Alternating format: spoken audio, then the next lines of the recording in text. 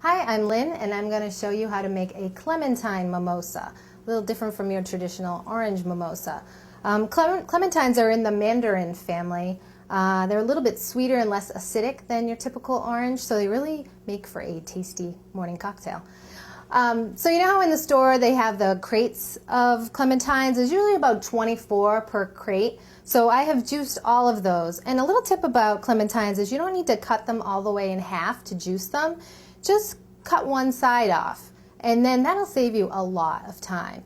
So basically what I found is this yields between 2 and 2.5 cups of juice, which is enough to make you about 8 cocktails. So that's all done, and I've refrigerated that so it's nice and cold. And then what we're going to do is we're going to have a nice simple syrup with this too that has ginger in it. I think ginger and orange are a really nice combination. So to make the simple syrup, all you're going to do is you're going to take a cup of sugar and a cup of water, and you're going to put that over a low flame and let it dissolve so that there are no like grainy texture that you would sip. So, and then you're going to add to that some nice fresh ginger that's been peeled and rustically chopped. And you want to look in the store and get a really nice piece of ginger that's not wrinkly or anything like that. I mean, this is really beautiful. I felt extremely lucky to get one that's so easy to peel like this.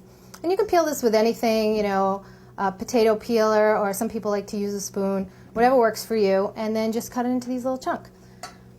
So what we're going to do is we're going to put this in the simple syrup. We're going to bring this to a boil, and if all you're doing with this is making the simple syrup, once it comes to a boil, you can just turn it off, let it come to completely cool, and then refrigerate it. And this lasts like a really long time. Now in this case, we're actually going to candy the gingers. So what you want to do is when it comes to a boil, you want to simmer it for about a half hour so that the ginger softens. So then you can sugar it and put it in the oven, and it'll be a delicious garnish for your cocktail. So our ginger has been in the simple syrup for about 30 minutes. I've taken it out here. And now we're going to candy it. So basically all you do is you take it and you roll it in the sugar, put it on a cookie sheet, preheat your oven to 200 degrees. All you really want to do is just dry this out so that the sugar stays on the ginger. So really that's all there is to it. You know, you see in the store, you see, oh, this is complicated, I guess I should just buy it. You don't need to buy it. Just make your own. All right, so we're going to put this in the oven, and then we're going to make it extra fancy for our cocktail. So this is what your beautiful candied ginger looks like when it's done. So we're going to kind of kick it up a notch and make it extra festive by putting it in some sanding sugar, some nice red, bold sanding sugar, so we can make a nice garnish on the drink. So what I like to do first is I like to make a nice cut where I'm going to put it on the glass. Then what I do is, here's our beautiful ginger simple syrup that's been cooled to room temperature and then refrigerated, and then I just sort of baste my ginger a little bit so it's getting more ginger flavor, which I think is awesome. And then roll it in the sugar. And there you have it. Isn't that cool?